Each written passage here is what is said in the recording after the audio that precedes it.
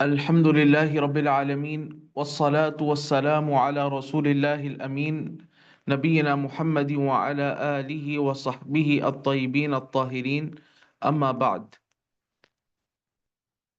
اللہ سبحانہ و تعالی نے سورۃ الحدید کے اندر بہت سارے ایمانی، تربیتی، اخلاقی اور اسی طریقے سے آخرت اور اسی طریقے سے انفاق کی طرف رغبت دلانے والے مضامین کو ذکر فرمایا ہے کہ جن کو سننے سے بندے کا ایمان تازہ ہوتا ہے، اور اللہ سبحانہ و تعالیٰ نے بہت ہی اہم احکامات بھی دیے ہیں اس صورت کے اندر.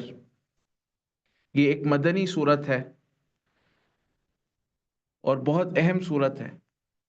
اللہ سبحانہ و تعالیٰ نے ارشاد فرمایا: سبح للہ ما فی السماوات وهو سبح للہ ما فی السماوات والارض وهو العزیز الحکیم.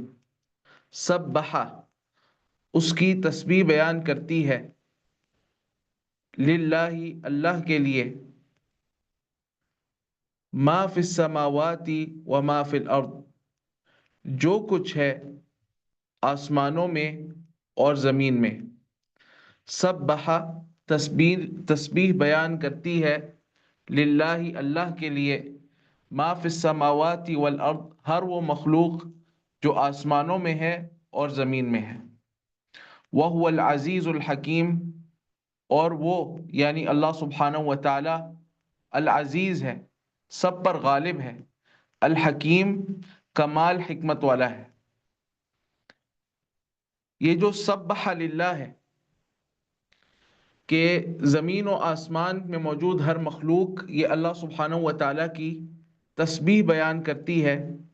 یہ جو اللہ سبحانہ و تعالیٰ نے یہ بات ارشاد فرمائی ہے سبح للہ، اس کا معنی یہ ہے، تسبیح کا معنی سمجھ لیں، اس سے مراد اور اس سے مقصود یہ ہے کہ اللہ سبحانہ و تعالیٰ کی ذات، اس کی صفات، اس کے افعال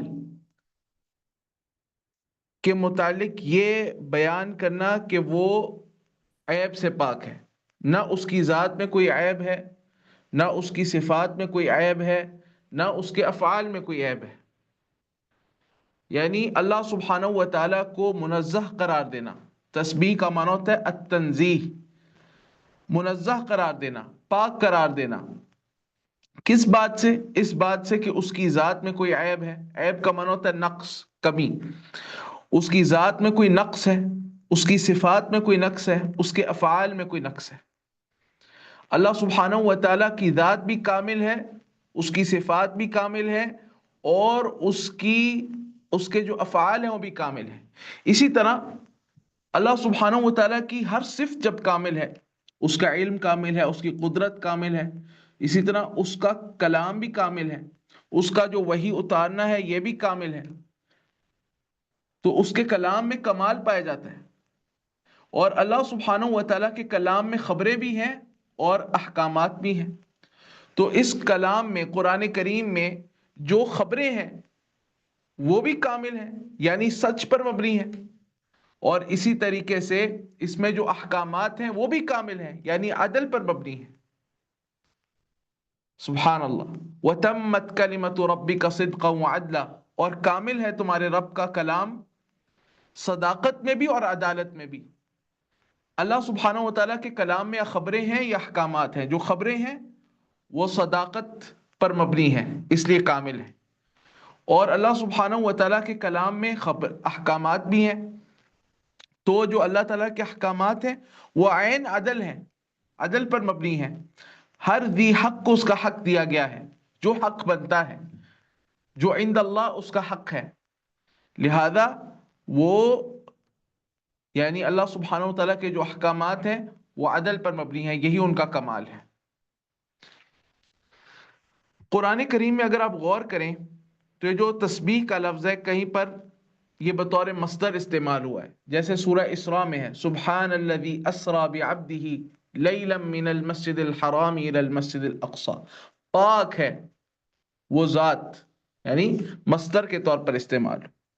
اور کہیں پر ماضی کا صیغہ استعمال ہوا، جیسے سورہ حدید میں ہے، سورہ صف میں ہے، سورہ حشر میں ہے، جیسے یہاں پر ہے نا سبح للہ، تسبیح بیان کی ہے، تسبیح بیان کرتی ہے، ہم تو یوں ترجمہ کرتے ہیں، مقصود اس کا یعنی جو اس کا بالکل اگر آپ لفظی ترجمہ کریں تو ترجمہ ماضی کا ہوگا، یعنی تسبیح بیان کی ہے اللہ کی، کس نے؟ ما فی السماوات و ما فی الارض، ما فی السماوات والارض، ہر اس مخلوق نے جو آسمانوں میں ہے اور زمین میں۔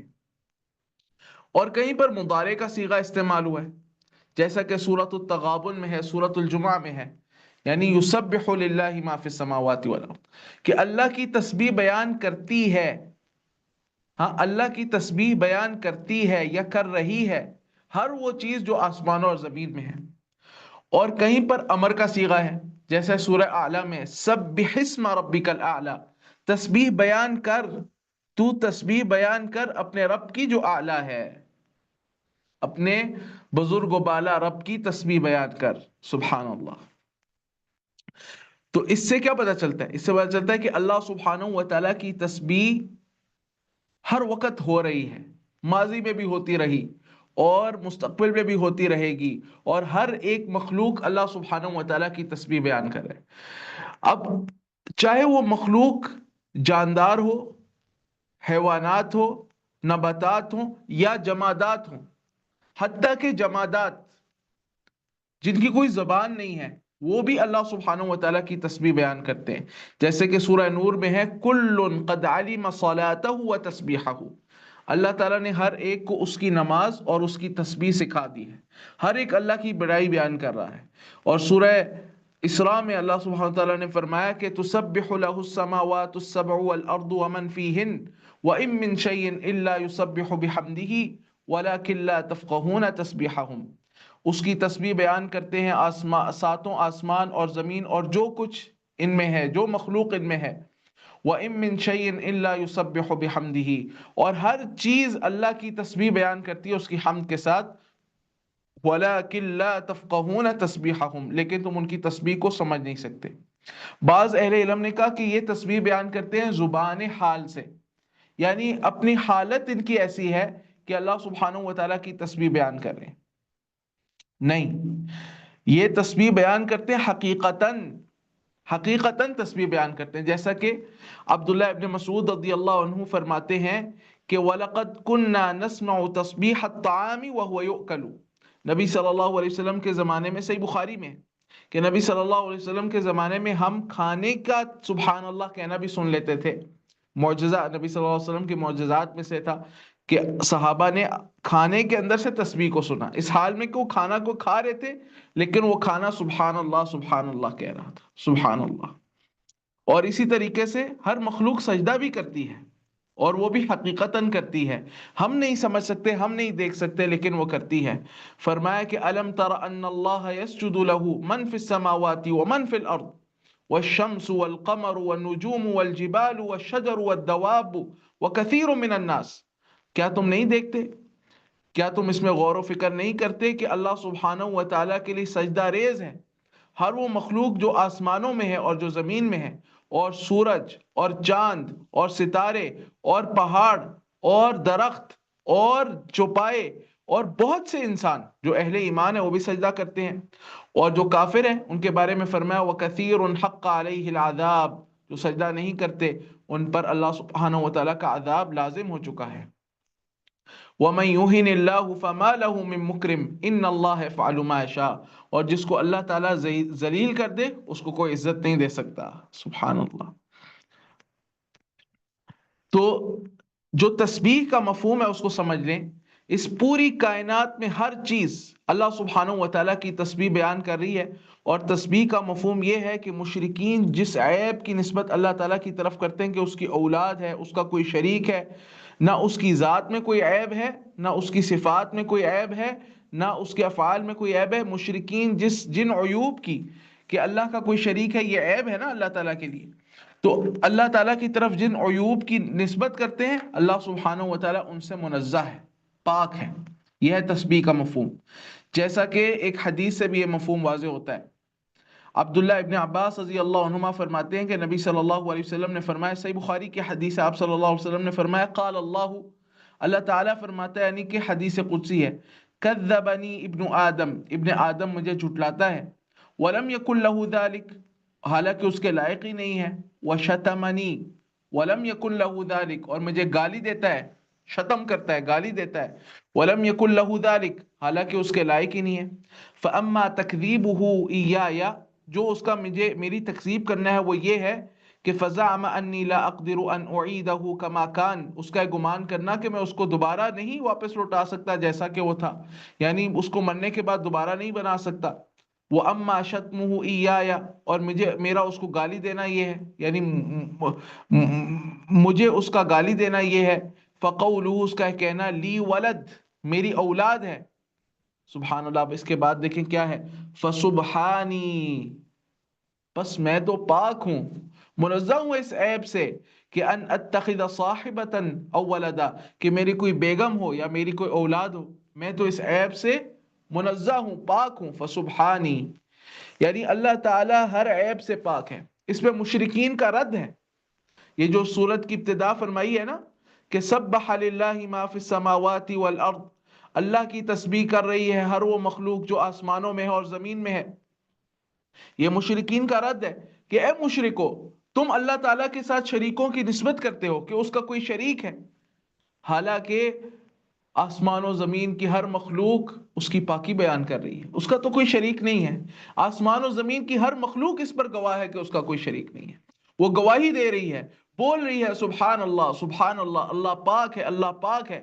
وَهُوَ الْعَزِيزُ الْحَكِيمُ، اور اللہ سبحانہ و تعالی غالب ہے، عزیز ہے، اس کو کوئی مغلوب نہیں کر سکتا، ہر ایک پر اس کا حکم نافذ ہے، وہ غالب ہے. الحکیم، کامل حکمت والا ہے، اس کے ہر فیصلے میں، اس کی ہر بات میں، اس کے کلام میں، اس کی طرف سے صادر ہونے والے ہر فعل میں حکمت حکمت ہے.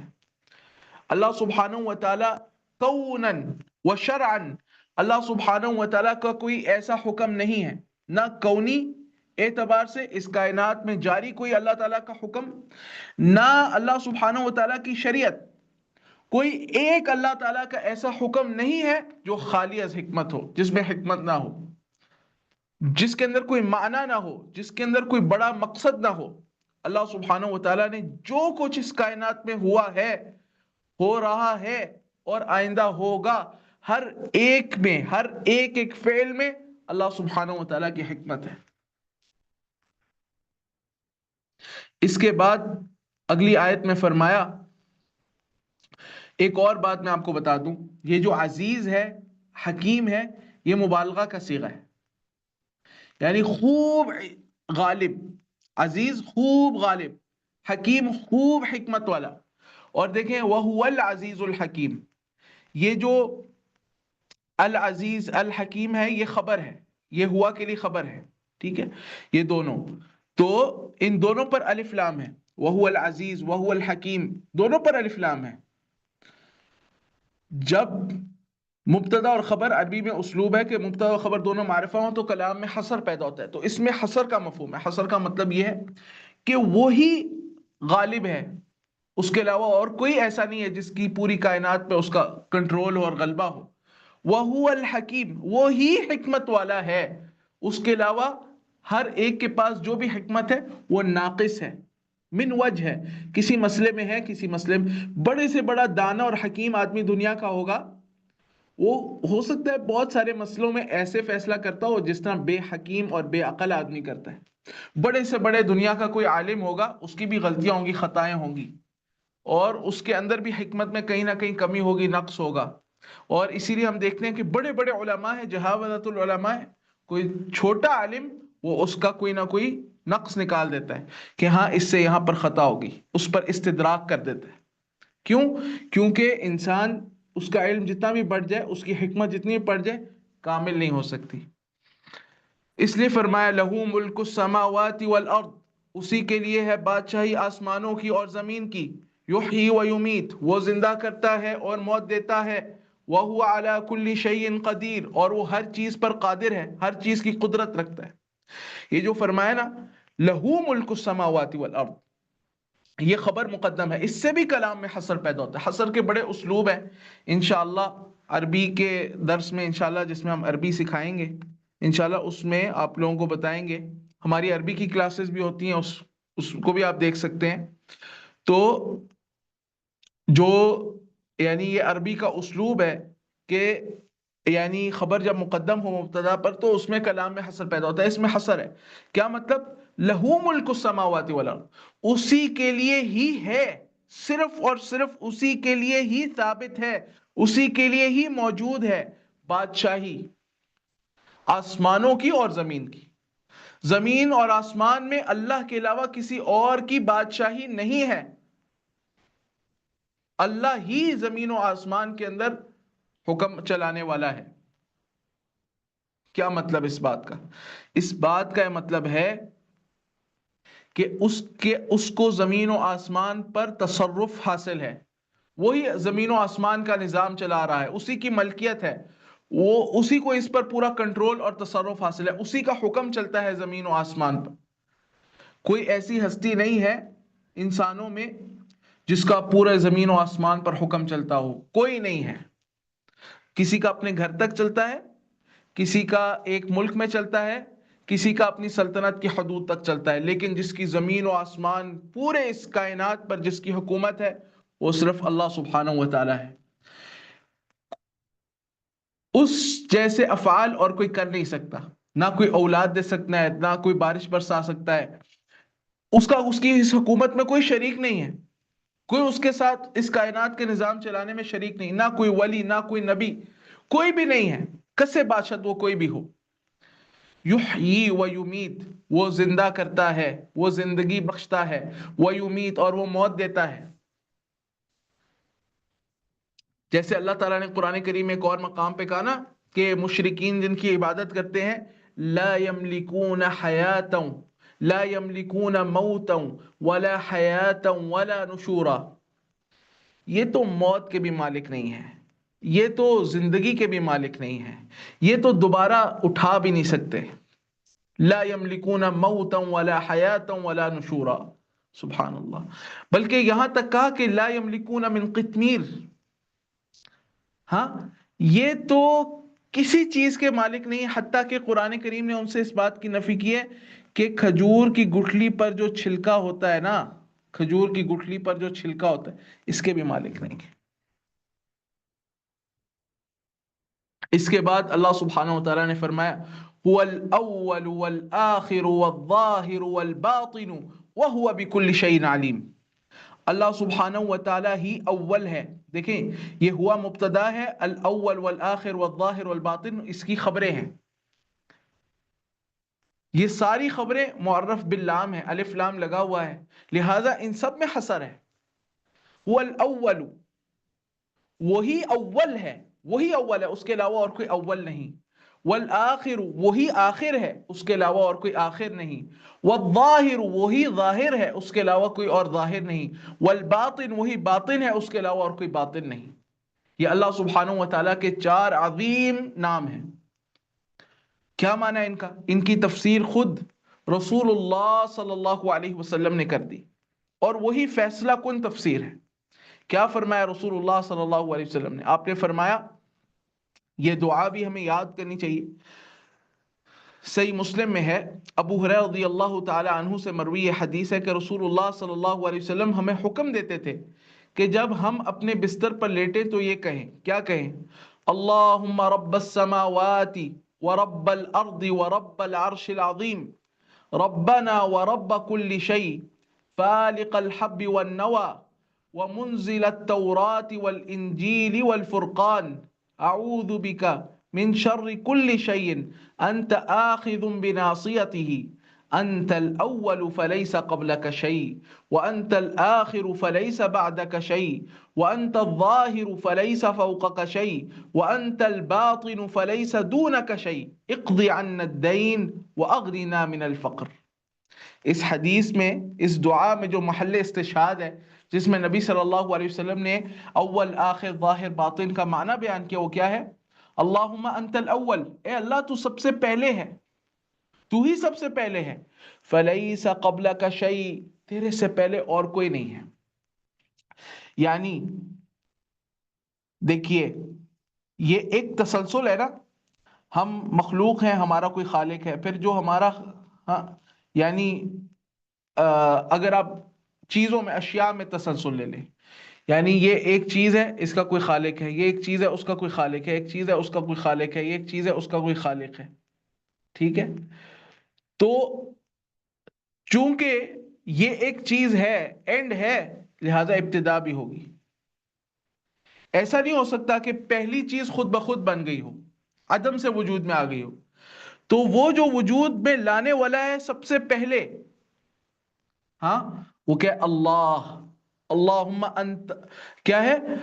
اللہم انت الاول، تو سب سے پہلے ہے، یعنی کہ تخلیق کی ابتدا کرنے والا تو ہے، تیرے سے پہلے کوئی نہیں۔ اگر اللہ سے پہلے کوئی ہوتا تو اس کا مطلب ہے اللہ سبحانہ وتعالیٰ بھی مخلوق ہوتا، لیکن اللہ سبحانہ وتعالیٰ خالق ہے۔ انت الاول فلیس قبلک شیء، تو اول ہے، تیرے سے پہلے کوئی نہیں۔ وانت الاخر، وانت الاخر، اور تو آخر ہے، فلیس بعدک شیء، تیرے بعد کوئی نہیں۔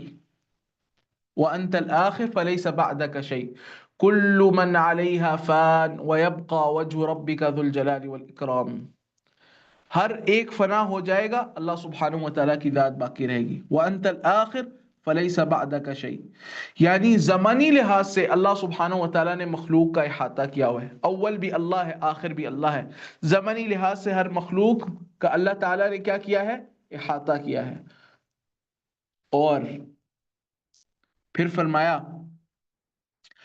وَأَنْتَ الظَّاهِرُ فَلَيْسَ فَوْقَكَ شَيْءٌ، اور تو ظاہر ہے، ظاہر کا معنی ہے تو سب سے اوپر ہے، تو سب سے اوپر ہے، ظاہر تو سب سے اوپر ہے، اس کا یہ معنی ہے۔ فَلَيْسَ فَوْقَكَ شَيْءٌ، تیرے سے اوپر اور کوئی نہیں۔ ظاہر کا کیا معنی ہے؟ تو سب سے اوپر ہے، ہاں، تیرے سے اوپر اور کوئی نہیں۔ اللہ سبحانہ وتعالی عرش پر مستوی ہے، الرحمن علی العرش استوى بائن من خلقی، مخلوق سے جدا ہے اللہ سبحانہ وتعالی۔ یہ عرش، یہ مخلوق کی چھت ہے، عرش مخلوق کی انتہا ہے، اس سے اوپر مخلوق کا سسٹم ختم ہے، اس سے اوپر اللہ سبحانہ وتعالی ہے۔ فلیس فوقک شیء، اور اس کے بعد فرمایا کہ وانت الباطن فلیس دونک شیء، اور تو باطل ہے، اور تو باطن ہے، وانت الباطن فلیس دونک شیء، اور تو ہی باطن ہے اور تیرے سے پوشیدہ اور کچھ نہیں۔ فلیس دونک شیء، ہاں یعنی تیرے سے پوشیدہ کچھ نہیں۔ دون کا معنی بعد ہے یہاں پر، تیرے سے دور کچھ نہیں۔ وانت الباطن، تو پوشیدہ ہے، تیرے سے دور کچھ نہیں، یعنی اللہ سبحانہ وتعالی ہر چیز کا علم رکھنے والا ہے، ہر چیز کا علم رکھنے والا ہے۔ وہ پوشیدہ ہے، اتنا پوشیدہ ہے کہ لا تدرک الابصار، آنکھیں اس کا احاطہ نہیں کر سکتی، آنکھیں اس کا ادراک نہیں کر سکتی، وہ پوشیدہ ہے۔ البتہ ہر چیز کو جاننے والا ہے، کوئی چیز اس سے پوشیدہ نہیں ہے، وہ سب سے پوشیدہ ہے، کوئی چیز اس سے پوشیدہ نہیں ہے۔ جیسا کہ ایک حدیث میں ہے، نبی کریم صلی اللہ علیہ وسلم نے فرمایا، سبحان اللہ، صحیح مسلم کی حدیث ہے کتاب الایمان میں، آپ صلی اللہ علیہ وسلم کے بارے میں ابو موسیٰ اشعری رضی اللہ تعالی عنہ بیان کرتے ہیں کہ قام فینا رسول اللہ صلی اللہ علیہ وسلم بخمس کلمات، اللہ کے نبی صلی اللہ علیہ وسلم ہم پہ کھڑے ہوئے، آپ نے خطبہ دیا، وعظ کیا، اور 5 باتوں کا وعظ کیا۔ وہ وعظ 5 باتوں پر مشتمل تھا۔ کیا تھا وہ؟ ان اللہ عز وجل لا ینام ولا ينبغي له ان ینام، اللہ تعالیٰ کو نیند نہیں آتی اور اس کے لائق بھی نہیں کہ اس کو نیند آئے۔ یخفض القسط ویرفعہ، وہ ترازو کو جھکاتا بھی ہے اور اس کو بلند بھی کرتا ہے۔ یرفع الیہ عمل اللیل قبل عمل النہار، اس کی طرف بلند ہوتے ہیں، رات کے اعمال دن کے اعمال سے پہلے۔ وعمل النہار قبل عمل اللیل، اور دن کے اعمال رات کے اعمال سے پہلے، یعنی فجر اور عصر میں، عصر کے وقت فرشتے جو ہیں وہ اعمال لے کر، ہاں فجر کے وقت رات جو فرشتے تھے وہ رات کے اعمال لے کر جاتے ہیں اور اللہ سبحانہ تعالیٰ کی طرف بلند ہوتے ہیں اور پیش کرتے ہیں اللہ سبحانہ تعالیٰ کے سامنے، اور عصر کے وقت فرشتے جو ہیں وہ دن کے اعمال اللہ سبحانہ تعالیٰ کے سامنے پیش کرتے ہیں۔ سبحان حجابہ النور، اس کا جو پردہ ہے وہ نور ہے۔ وفی روایت ابی بکر النار، اور اس کا جو پردہ ہے وہ آگ ہے۔ لو کشفہ، اگر وہ اس پردے کو ہٹا دے، لأحرقت سبحات وجہہ منتہا الیہ بصرہ من خلقی، سبحان اللہ، اگر وہ اس پردے کو ہٹا دے تو اس کے چہرے سے ہاں اٹھنے والی جو روشنی کی کرنیں ہیں وہ برباد کر دیں، جلا ڈالے، لأحرقت، وہ جلا ڈالے، منتہا الیہ بصرہ من خلقی، اللہ تعالیٰ کی نظر جہاں تک اپنی مخلوق پر جاتی ہے، یعنی اللہ تعالیٰ کی نظر میں تو ہر مخلوق ہے، یعنی ایک کرن جو اس کے چہرے کی روشنی کی ہے وہ اس پوری کائنات کو جلا کر راکھ کرتے ہیں، ختم کرتے ہیں۔ سبحان اللہ۔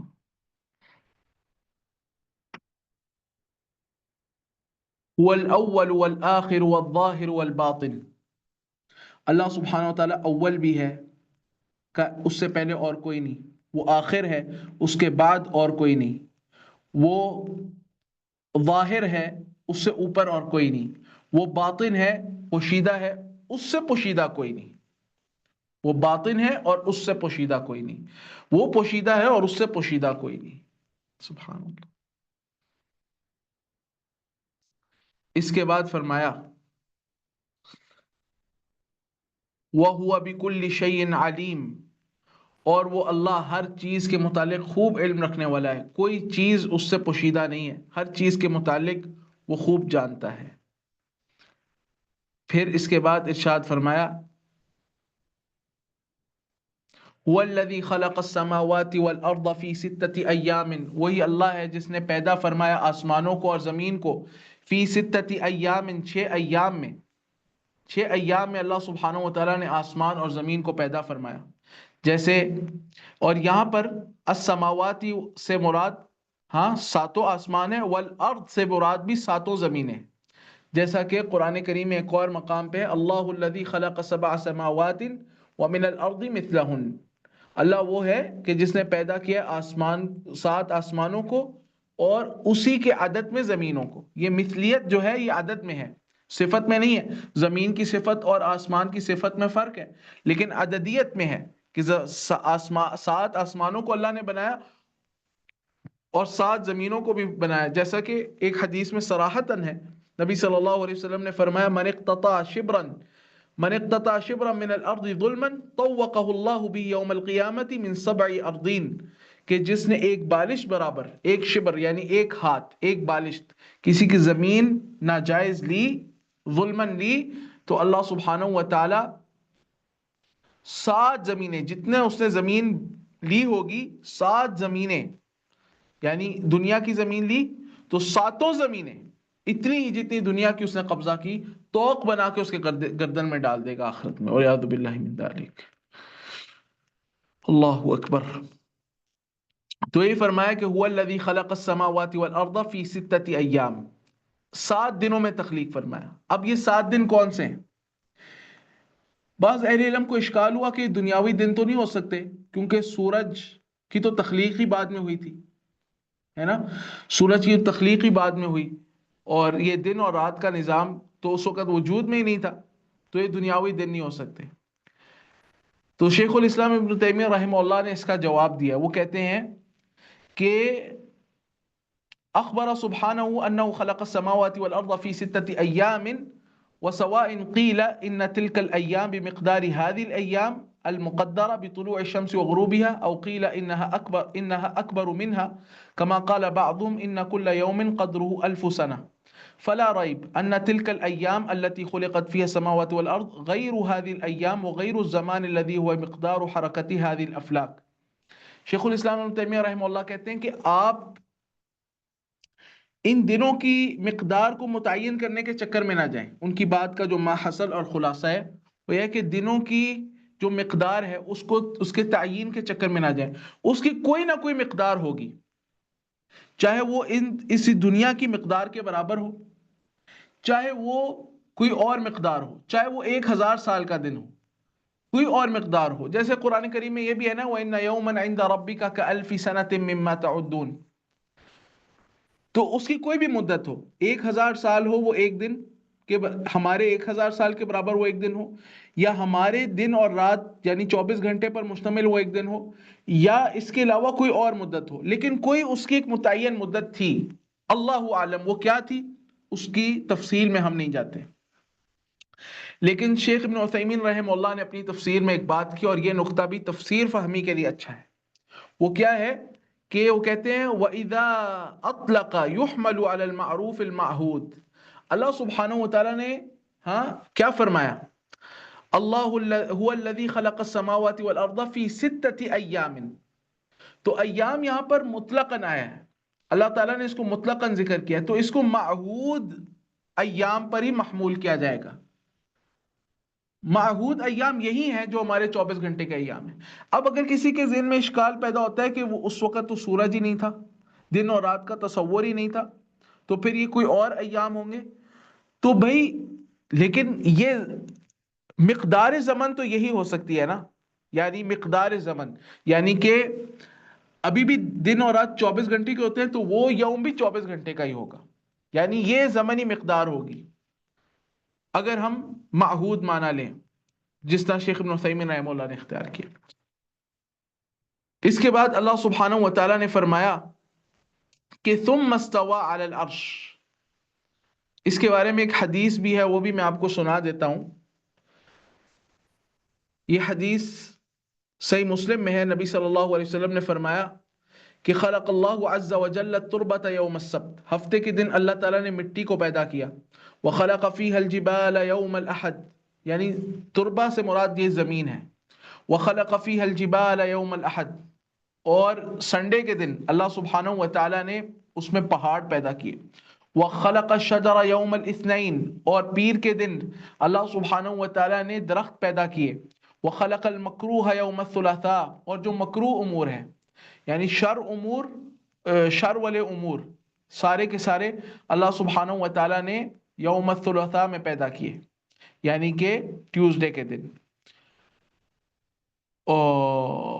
وخلق النور یوم الاربعاء، اور بدھ والے دن اللہ سبحانہ وتعالیٰ نے نور کو پیدا کیا.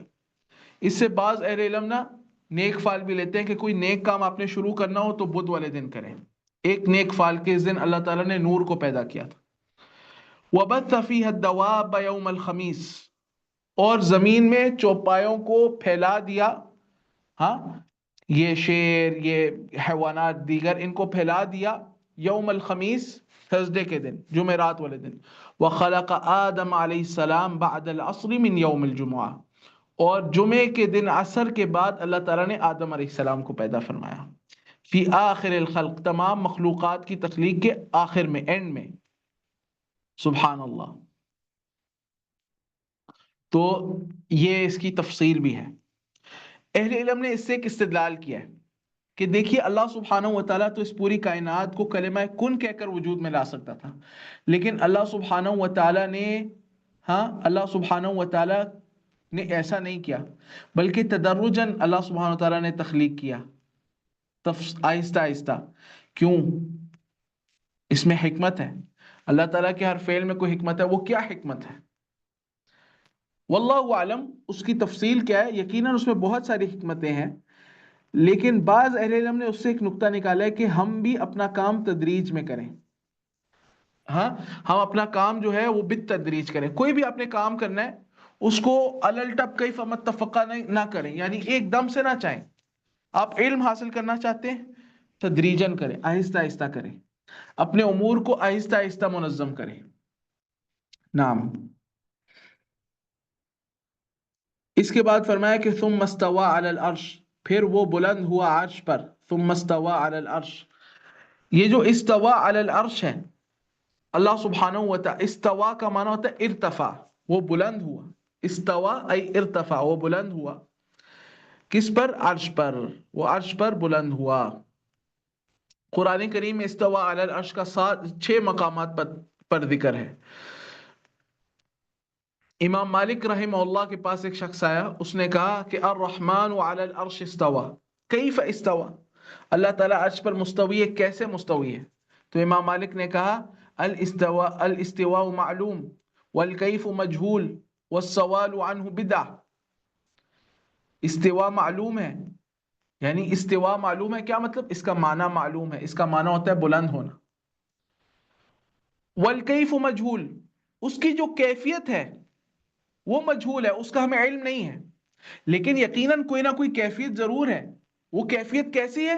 اللہ سبحانہ و تعالیٰ کی شان کے لائق، لیکن ہم سے مجہول ہے، ہم سے پردے میں ہے، غیب میں ہے نا. لہٰذا ہم اس کے بارے میں ایسے نہیں کہہ سکتے کہ اللہ سبحانہ و تعالیٰ کا عرش پر مستوی ہونا ہمارا تخت پر بیٹھنے کی طرح ہے، ایسے نہیں کہہ سکتے، اس لیے کہ وہ اللہ سبحانہ و تعالیٰ کی شان کے لائق ہے. ہاں، والکیف مجہول والسؤال عنہ بدع، کیفیت کے متعلق سوال کرنا بدعت ہے. اور پھر امام مالک رحمہ اللہ نے حکم دیا کہ اس کو مجلس سے نکال دیا جائے.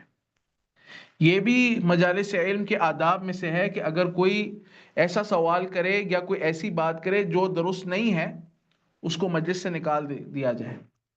یہ بھی یا استاد مجلس چھوڑ کر چلا جائے یا طالب علم کو مجلس سے نکال دے. اگر کوئی طالب علم کے طریقے کو نہیں اپنا رہا تو اس کو مجلس سے نکال دیا جائے.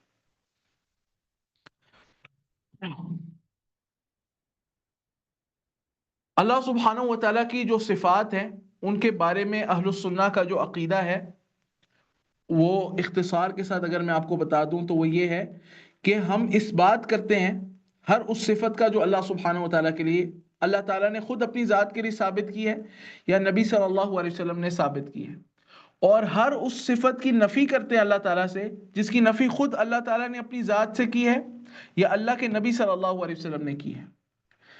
اور ہم اس میں کن چیزوں سے بچتے ہیں؟ ایک تو ہم اس بات سے بچتے ہیں کہ اللہ سبحانہ و تعالیٰ کی صفات کے اندر ہم تعطیل کریں. تعطیل یہ ہے کہ یا تو ہم اس صفت کو ہی نہ مانیں جس کو اللہ تعالیٰ نے اپنے ثابت کیا ہے، یا ہم اس کا حقیقی معنی وہ چھوڑ دیں اور ایک دور کا معنی لے لیں. اس کو کہتے ہیں تأویل، جو کہ در حقیقت تحریف ہے. اس کو تأویل نہیں کہنا چاہیے بلکہ اس کو کہنا ہے تحریف. مثلا استواء علی العرش سے بعض اہل باطل اہل بدعت نے اس کا معنی کیا لیا کہ استواء علی العرش سے مراد یہ ہے کہ استولا علی العرش، اللہ تعالیٰ عرش پر غالب ہوا، اللہ تعالیٰ عرش پر غالب ہوا. یہ معنی بھی فاسد ہے، یہ معنی بھی فاسد ہے ویسے ہی، لیکن یہ استواء کے معنی میں تحریف ہے، یہ استواء کے معنی میں تحریف ہے. ہاں، اگر کوئی استواء کو مانے کہ اللہ تعالیٰ عرش پر مستوی ہے اور پھر یہ کہے کہ عرش پر مستوی ہونے کے لوازم میں سے یہ بھی مانا ہے کہ اللہ سبحانہ و تعالیٰ کو مخلوقات پر قدرت حاصل ہے، اللہ تعالیٰ ہر چیز پر غالب ہے، تو نعم یہ معنی درست ہے، لیکن یہ لازمی معنی ہے، یہ حقیقی معنی نہیں ہے. حقیقی معنی کا اس بات ہو پھر لازمی معنی کا بیان ہو جائے، اس میں کوئی حرج نہیں ہے، لیکن حقیقی معنی چھوڑ دینا، اس کا انکار کرنا، یہ کہنا کہ استواء اللہ تعالیٰ عرش پر مستوی نہیں ہوا اور اللہ سبحانہ و تعالیٰ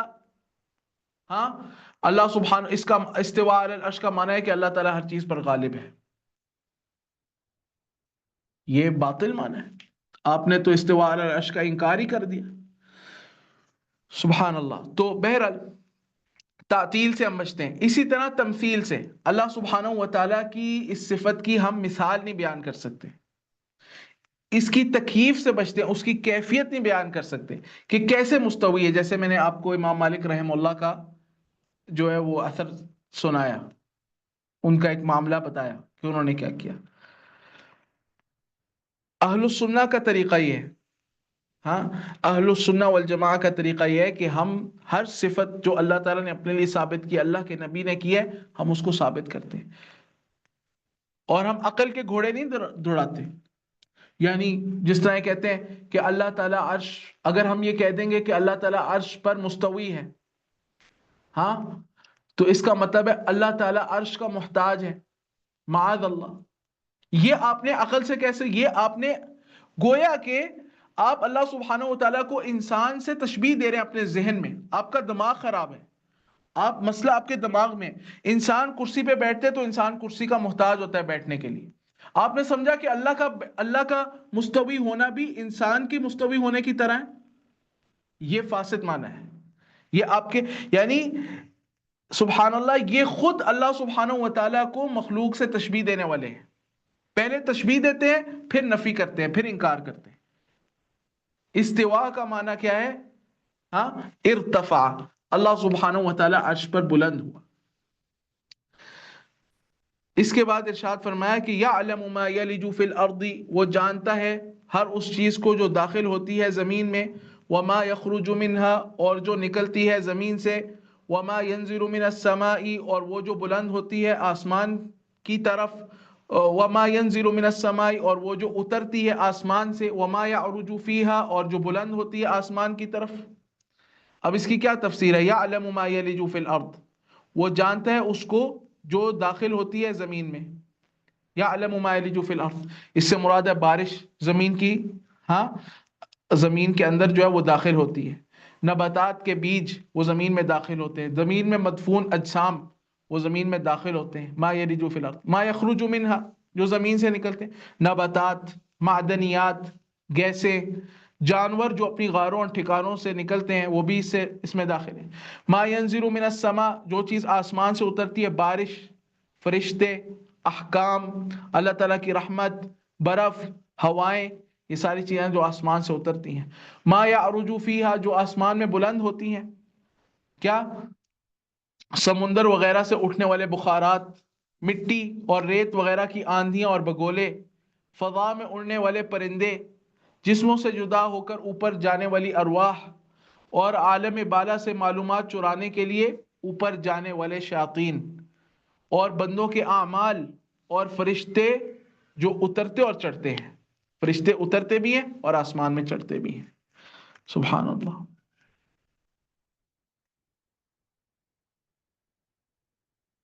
اس کے بعد فرمایا وَهُوَ مَعَكُمْ أَيْنَمَا كُنْتُمْ. اس کے بعد کیا فرمایا؟ وَهُوَ مَعَكُمْ أَيْنَمَا كُنْتُمْ، اور وہ اللہ تمہارے ساتھ ہے.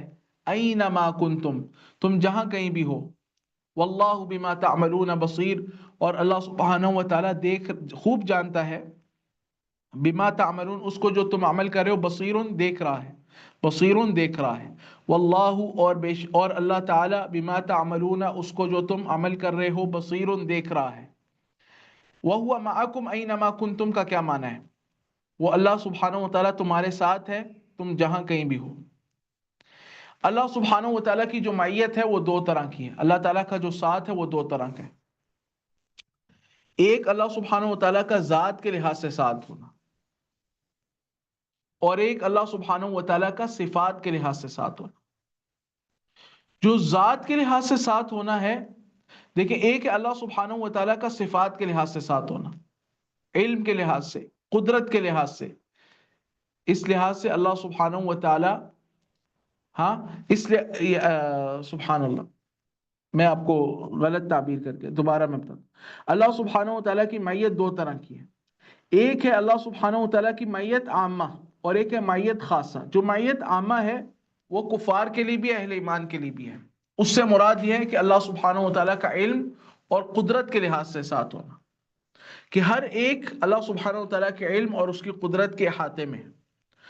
اور دوسری معیت ہے معیت خاصہ، جو اہل ایمان کو حاصل ہے. وہ ہے اللہ تعالیٰ کی مدد اور اس کی توفیق اور اس کی تائید. یہ معیت خاصہ ہے. اب یہاں پر معیت عامہ مراد ہے تمام مخلوقات کے ساتھ اللہ سبحانہ و تعالیٰ ہے. یہ جو معیت ہے، اس کی سلف سے جو تفسیر مروی ہے وہ کس طرح مروی ہے؟ معیت، ہاں، بالعلم والقدرہ. اللہ سبحانہ و تعالیٰ تمہارے ساتھ ہے علم اور قدرت کے ساتھ.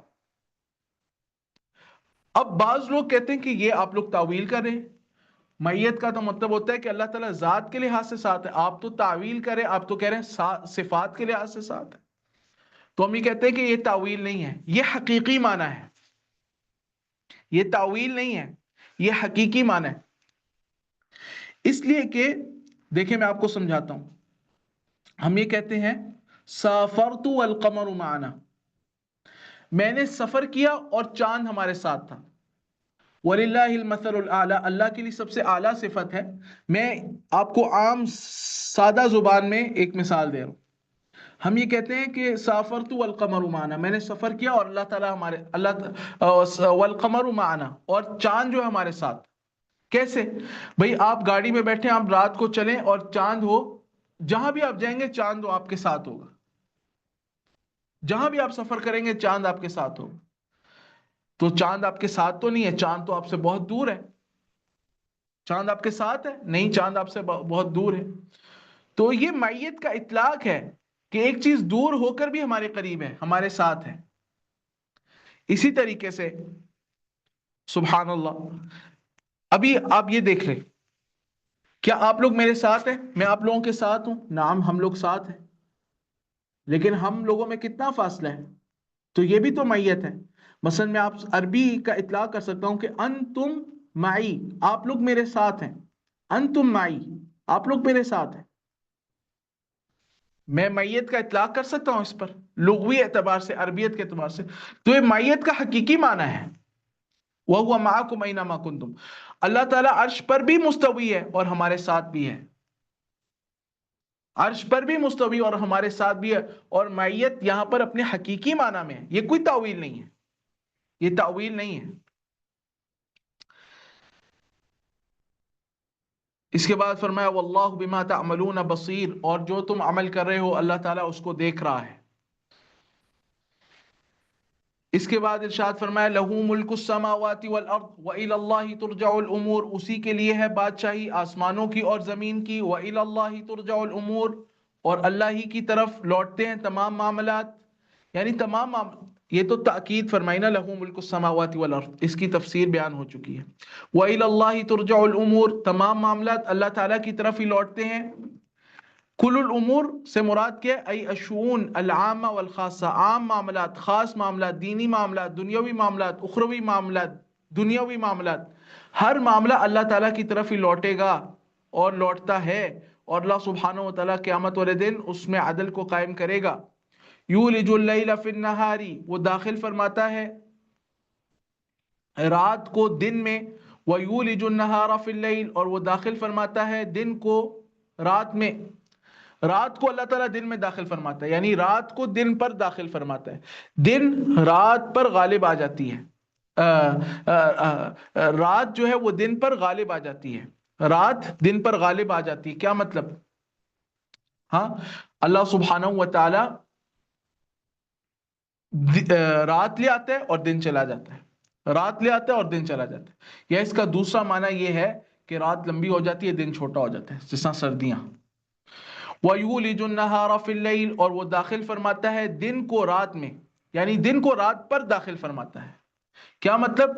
ایک مطلب تو یہ ہے کہ رات چلی جاتی ہے دن آ جاتا ہے، اور دوسرا معنی یہ ہے کہ دن لمبا ہو جاتا ہے رات چھوٹی ہو جاتی ہے، جیسے گرمیاں. وَهُوَ عَلِيمٌ بِذَاتِ الصُّدُورِ، اور وہ اللہ سبحانہ و تعالیٰ خوب علم رکھنے والا ہے ہاں سینوں کی بات کے متعلق، سینوں کی بات کو خوب جانتا ہے. سینے کی بات سے کیا مراد ہے؟ بذات الصدور سے کیا مراد ہے؟ ذات الصدور سے مراد ہے دل. دل میں جو کچھ بھی ہے، تمہاری نیت، تمہارا ارادہ، اس کو اللہ تعالیٰ خوب جانتا ہے. اس کی دلیل یہ ہے جیسے اللہ تعالیٰ نے قرآن کریم میں فرمایا کہ فَإِنَّهَا لَا تَعْمَى الْأَبْصَارُ وَلَكِنْ تَعْمَى الْقُلُوبُ الَّتِي فِي الصُّدُورِ. یہ جو ذات الصدور ہے یہ دل ہے. اس کے بعد فرمایا آمینوا باللہ ورسولہ، ایمان لاؤ اللہ پر اور اس کے رسول پر. وَأَنفِقُوا مِمَّا جَعَلَكُمْ مُسْتَخْلَفِينَ فِيهِ، اور خرچ کرو اس میں، اور ان چیزوں میں سے خرچ کرو جن میں اس نے تمہیں پہلوں کا جانشین بنایا ہے. فَالَّذِينَ آمَنُوا مِنْكُمْ، پس وہ لوگ جو ایمان لائے تم میں سے، وَأَنفَقُوا، اور انہوں نے خرچ کیا، لَهُمْ أَجْرٌ كَبِيرٌ، ان کے لیے بہت بڑا اجر ہے. اب دیکھیے اللہ سبحانہ و تعالیٰ نے اپنی 10 سے زائد صفات کا تذکرہ کیا، تقریباً 13 صفات کا تذکرہ کیا ہے گزشتہ آیات میں. ان کو دہرا لیتے ہیں. ایک صفت اللہ تعالیٰ نے بیان کی العزیز، ایک صفت یہ بیان کی الحکیم، ایک صفت یہ بیان کی لہو ملک السماوات والارض، ایک صفت یہ بیان کی، بلکہ 2 مرتبہ بیان کی لہو ملک السماوات والارض. پھر یہ بیان کی یحیی و یمیت، یحیی وہ حیات دیتا ہے، و یمیت وہ موت دیتا ہے، وہو علی کل شیء قدیر. نمبر 6 وہ ہر چیز پر قادر ہے. والاول وہ اول ہے، والآخر وہ آخر ہے، والظاہر ظاہر ہے، والباطن باطن ہے. یہ اللہ تعالیٰ نے اپنی، ہاں یہ کتنی صفات ہوگی؟ 1 2 3 4 5 6 7 8 9 10 10 صفات ہی ہوگی. پھر کہا وہو بکل شیء علیم، پھر کہا یولج اللیل فی النہار، پھر کہا یولج النہار فی اللیل. یہ تقریباً 13 صفات ہیں اللہ سبحانہ و تعالیٰ نے اپنی ذکر کی. اور اللہ تعالیٰ نے اپنی ان صفات کو ذکر کرنے کے بعد کیا کہا؟ آمینو باللہ و رسولی، ایمان لاؤ اس اللہ پر جو ان صفات کا حامل ہے، اس غالب اللہ پر، اس عزیز اللہ پر، اس اللہ پر جو اول ہے، جو آخر ہے، جو ظاہر ہے، جو باطن ہے، جس کے لیے آسمان و زمین کی بادشاہی ہے. اس اللہ پہ جو ان صفات کا حامل ہے اس پر تم ایمان لاؤ. اللہ تعالیٰ نے پہلے اپنا تعارف کرایا، اپنی پہچان کرائی، اپنی معرفت کرائی، پھر اپنے پر ایمان کی دعوت دی، اور پھر یہ کہا ورسولی، اور اس کے رسول پر بھی ایمان لاؤ، محمد رسول اللہ صلی اللہ علیہ وسلم پر. سیاق سے اہل علم کہتے ہیں بات معلوم ہوتی ہے، اس آیت کا آپ سیاق پڑھیں کہ دیکھیں اللہ تعالیٰ نے اس کے بعد مال خرچ کرنے کا حکم دیا. تو سیاق سے معلوم ہوتا ہے کہ خطاب اہل ایمان کو ہے. تو یہ بالکل اسی طرح ہے جیسے فرمایا یا ایھا الذین آمنوا آمنو، اے ایمان والو ایمان لاؤ. کیا مطلب؟ اپنے ایمان کی تجدید کرو. جیسے کہ نبی صلی اللہ علیہ وسلم نے فرمایا نا کہ ان الایمان لیخلق فی جوف احدکم، ہاں کما یخلق جیسے حدیث میں کما یخلق الثوب، کہ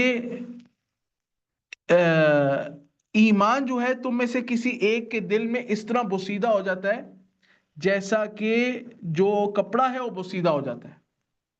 فَاسْأَلُوا اللَّهَ أَن يُجَدِّدَ الْإِيمَانَ فِي قُلُوبِكُمْ، اللہ تعالیٰ سے سوال کرو کہ اللہ تعالیٰ ایمان کی تمہارے دلوں میں تجدید کر دے، ایمان کی تجدید کر دے. کیا مطلب؟ یعنی وہ جو ایمان ہے وہ کمزور ہو گیا، بوسیدہ ہو گیا ہے، وہ لگڑا لولا ہو گیا، وہ ایسا ہو گیا کہ وہ تمہیں نماز کے لیے نہیں اٹھا سکتا، وہ تم سے اللہ کی راہ میں مال خرچ نہیں کرا سکتا، وہ اتنا کمزور ایمان ہے کہ وہ تمہیں اللہ تعالیٰ کی اطاعت کی طرف نہیں لے کے جاتا، اللہ تعالیٰ کی نافرمانی سے نہیں روکتا. یعنی جیسے حدیث میں نا کہ ایک بندہ لا یزنی الزانی حین یزنی وہو مؤمن، جو زانی زنا کرتا ہے وہ اس وقت مومن نہیں ہوتا، ایمان اس سے سائڈ پر ہو جاتا ہے.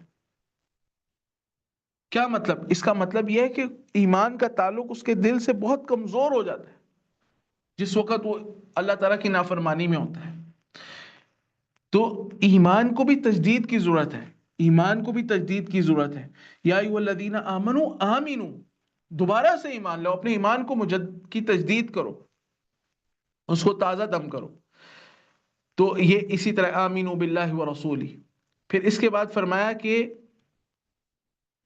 اللہ تعالیٰ نے فرمایا وَأَنفِقُوا، اور خرچ کرو، مما جعلکم مستخلفین فی، اس مال میں سے جس کا اللہ سبحانہ و تعالیٰ نے تمہیں پہلوں کا جانشین بنایا. مستخلفین فی، تمہیں اس میں پہلوں کا جانشین بنایا.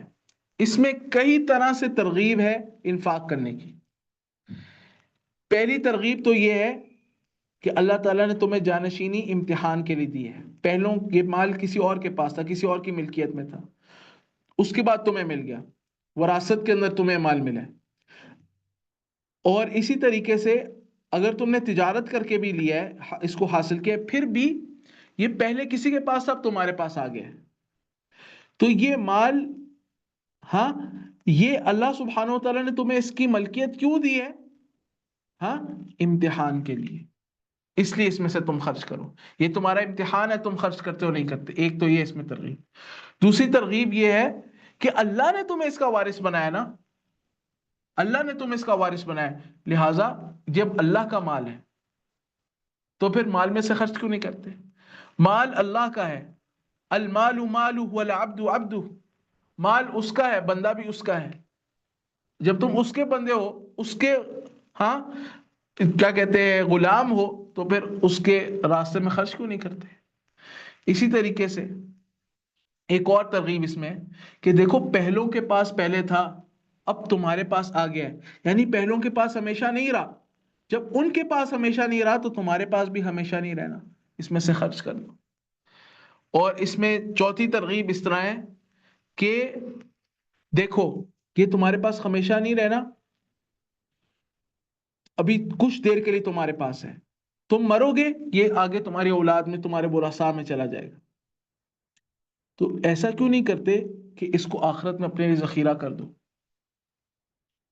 اس کو آخرت میں اپنے لیے ذخیرہ کیوں نہیں کر لیتے؟ یعنی تم اس سے، تاکہ تم ہی اس سے فائدہ اٹھاؤ، اس کو آخرت میں اپنے لیے ذخیرہ کر لو۔ اور وہ کیسے ہوگا؟ خرچ کر کے۔ اسی طریقے سے پانچویں ترغیب اس میں اس طرح ہے کہ ممکن ہے کہ جس کے پاس سے چلا جائے تمہارے بعد، وہ اس کو آخرت کے لیے ذخیرہ کر لے، وہ اس کو خرچ کر لے، تو اس سے پہلے تم کر لو، ممکن ہے وہ کر لے، تو اس کو کیوں موقع دیتے ہو؟ تم کر لو۔ اور چھٹی ترغیب اس میں اس طرح ہے کہ فرض کر لو کہ جس کے پاس آگے جاتا ہے، تمہاری اولاد تمہاری نافرمان نکلتی ہے، تمہاری بیوی، تمہاری اولاد تمہاری نافرمان نکلتی ہے، یا کل کو جا کے وہ نافرمان ہو جاتے ہیں، ممکن ہے وہ اس مال کو اللہ تعالیٰ کی نافرمانی میں خرچ کریں، تو ایسے کیوں کرتے ہو؟ تم آج خرچ کر لو اللہ تعالیٰ کی اطاعت میں، ان کی مدد ہی نہ کرو اس چیز میں، ان کے لیے اتنا چھوڑو ہی نہ کہ وہ اللہ کی نافرمانی کر سکے۔ تو اس میں بہت زیادہ ترغیب ہے۔ پھر فرمایا کہ اللہ سبحانہ و تعالیٰ نے ارشاد فرمایا کہ فَالَّذِينَ آمَنُوا مِنْكُمْ، پس وہ لوگ جو تم میں سے ایمان لائے، وَأَنفَقُوا، اور انہوں نے اپنا مال خرچ کیا، لَهُمْ أَجْرٌ كَبِيرٌ، ان کے لیے بہت بڑا اجر ہے، یعنی جنت کی صورت میں۔ اجر کبیر سے مراد کیا ہے؟ یعنی اللہ تعالیٰ نے ان کے لیے جنت تیار کی ہے، مَا لَا عَيْنٌ رَأَتْ وَلَا أُذُنٌ سَمِعَتْ وَلَا خَطَرَ عَلَى قَلْبِ بَشَرٍ۔ سبحان اللہ۔ اسی پر اکتفا کرتے ہیں، تفسیر ہماری مکمل نہیں ہوئی، میرا ارادہ تھا کہ آج اس سورت کی تفسیر مکمل کریں گے، قدر اللہ ما شاء فعل۔ اب ایسا کریں گے انشاءاللہ کہ جو ہمارا اگلا درس ہوگا بدھ والے دن انشاءاللہ، تو اس میں اس کی تفسیر مکمل کریں گے انشاءاللہ باذن اللہ تعالی، اور کچھ اختصار سے کریں گے۔ قرآن کریم کے اندر بہت زیادہ معنی میں گہرائی ہے، اور بہت ساری اس میں عملی جو ہے وہ ترغیبات ہیں اللہ سبحانہ و تعالیٰ کی طرف سے۔ اور اگر ہم دیکھیں کہ مفسرین نے کیا کیا لکھا ہے، تفاسیر کی کتابوں میں کیا کیا علوم کے خزانے موجود ہیں، تو انسان ان کو چننے لگتا ہے تو بس اس میں غرق ہو جاتا ہے۔ یہ سورۃ الحدید کی تفسیر، یعنی ایک، اب یہ سمجھنے میں آپ کو اس لیے بتا رہا ہوں کہ صرف آپ لوگوں کو احساس ہو کہ جو تفسیر کی کلاس ہے یہ بہت اہمیت کی حامل ہے، اور اس میں جو ہے وہ ہمیں بہت زیادہ محنت کرنی چاہیے، اور اس کے لیے ہمیں وقت نکالنا چاہیے۔ یعنی سبحان اللہ، میں آج تقریباً صبح فجر کے بعد سے میں سورہ حدید کی تفسیر پڑھنا شروع کی، اور تقریباً 8-9 بجے تک پڑھا، پھر اس کے بعد ظہر سے پہلے، ظہر کے بعد عصر تک میں سورہ حدید کی تفسیر پڑھتا رہا، پھر سبحان اللہ مغرب کی نماز سے پہلے میں نے کچھ نہ کچھ سورہ حدید کی تفسیر پڑھنا شروع کی، اور ابھی آپ کے درس تک میں سورہ حدید کی تفسیر پڑھ رہا تھا۔ سورہ حدید اس سورت کی جو تفسیر ہے اس میں بہت زیادہ گہرائی ہے، اور مفسرین ایسے ایسے قیمتی باتیں مفسرین نے لکھی ہوئی ہیں اس سورت کی تفسیر میں، جو کہ یعنی انسان کو حیران کر دیتی ہیں اور ایمان کو تازہ بھی کرتی ہیں۔ اللہ سبحانہ و تعالی ہم لوگوں کو جزائے خیر، ہم لوگوں کو اللہ سبحانہ و تعالی آپ لوگوں کو جزائے خیر دے کہ آپ لوگ وقت نکالتے ہیں اور سنتے ہیں۔ اللہ سبحانہ و تعالی ہمارے لیے آسانی کرے، اور اللہ سبحانہ و تعالی ہمارے عمل کو قبول کرے۔ وباللہ تعالی التوفیق وصلی اللہ وسلم علی نبینا محمد وعلی آلہ وصحبہ اجمعین۔ السلام علیکم ورحمۃ اللہ وبرکاتہ۔